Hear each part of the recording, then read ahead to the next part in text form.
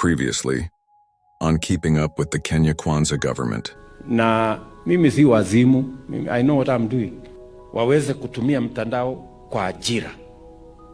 Mtandao isiwe tu ni mahali ya matusi, kutukanana na vitu ambaye haina maana. Is President William Ruto finally admitting that his fingerprints might be all over the tear gassing of Butere Girls High School students? We were harassed by the police. Yes, they took us to stage with nothing. Or is this just another episode in the growing anthology of It Wasn't Me, but they deserved it?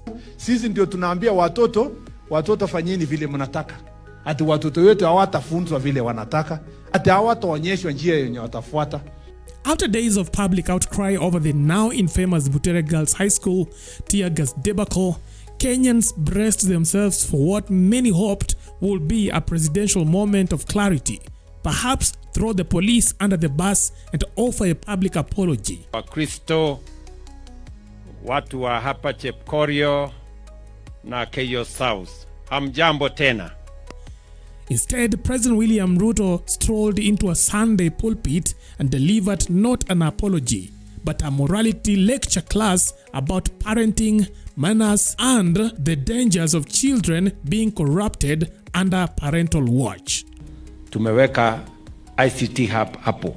Hiyo sisi najenga. Yeye atapangana na hawa watu wengine, tujenge zile nyingine za wards. Ili vijana wetu hawa pale kwa mtandao waweze kutumia mtandao kwa ajira. Mtandao isiwe tu ni mahali ya matusi, kutukanana na vitu ambaye haina maana. Ile mtandao itumike kuweka pesa kwa mifuko ya hawa vijana wetu, kwa sababu tumetumia pesa nyingi kuwasomesha, tumetumia pesa nyingi kwa training kama ni Tibet na zile zingine zote. According to President Ruto, the real threat to Kenyan youths isn't state-sponsored tear gas. It is poor parenting, drugs, pedophiles, the heinous act of being taught to hate the elderly, especially if those elderly happen to hold powerful government positions. Must, as a nation, and my administration is going to make sure that our children get the best. And we must support them. And teachers, instructors, and the managers of our education must make sure that every child in every school, TVET, or college, or university get the best opportunity. We must equally protect all our children from pedophiles, from drug peddlers, and from those who want to corrupt our children, and teach them to hate their parents or their teachers or their leaders or their nation. We must protect our children from those ones. But we must give all our children the best opportunity to be what they can be. Translations: tear gas might sting, but bad manners are what really ruin a child. This is selfishness, Your Excellency, and it's the selfishness of the highest order. Adding a generous ladle of paternalistic spice to this stew was Interior CS Kipchumba Murkomen, who echoed the president's sentiment by calling on parents to prevent their kids from becoming rebellious. Because obviously, when the state teaches children a lesson through tear gas, it is the parenting that failed, not the policy. Sasa sisi tumerudi, badala ya kuonyesha watoto yetu ile tunaonyeshwa, sisi ndio tunaambia watoto fanyeni vile mnataka. Ati watoto wetu hawatafunzwa vile wanataka. Ati hawataonyeshwa njia yenye watafuata. This is selfishness, Your Excellency, and it's the selfishness of the highest order. Because sisi tumeambiwa na Biblia clearly, you teach a child akiwa mdogo njia ile mzuri, hata baadaye hata akisahau kidogo, he knows what is right and what is wrong, and they can be able to follow that path. I want to request our country that all of us who have been given responsibility to take care of our young people, as parents, as teachers, as leaders, let us be mindful not of the things we do, not of the money they are going to earn, not of the infrastructure we want to build.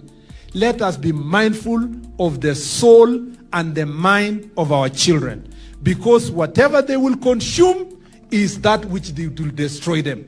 And it's important for us to sow good seeds, because when we shall be old, when I will be an old man, and my children will not have been guided in the right path, we will reap, even as parents, with a lot of pain, and we will at that time say, we wish we guided our children in the right path. Na mimi naomba sisi wote tufanye hivyo, because if we do so, the security of our country will be in safe hands. Nowhere in the sacred Sunday service did either man mention the actual harassment, humiliation, or lung-burning chaos inflicted upon those schoolgirls.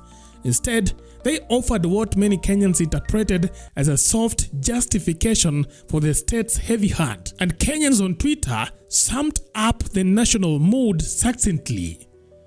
So tear gassing the girls was part of protecting them? One Kenyan asked. William Ruto, nobody teaches those kids to hate you as a leader.